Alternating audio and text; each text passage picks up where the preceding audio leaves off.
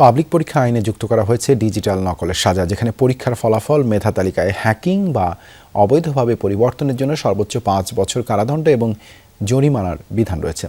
এমনটা জানিয়েছেন শিক্ষামন্ত্রী ডক্টর আ.ন.ম এহসানুল হক মিলন। সকালে কৃষিবিদ ইনস্টিটিউশন মিলনায়তনে রোটারি বাংলাদেশ আয়োজিত লিডার্স ট্রেনিং সেমিনারে কথা বলেন তিনি। মন্ত্রী বলেন, শিক্ষার্থীদের এমনভাবে গড়ে তুলতে হবে যাতে তারা বিশ্বে নেতৃত্ব দিতে পারে।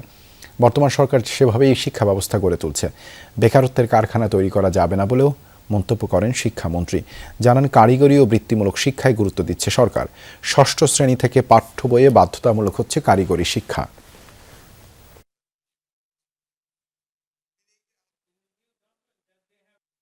এক্সপেট্রিয়েটরা যাচ্ছে বিদেশে, তারা দুটি হাত দুটি পা নিয়ে চলে যাচ্ছে, দে আর নট ট্রেন্ড, এবং বিদেশে গিয়ে তারা ভালো করতে পারছে না।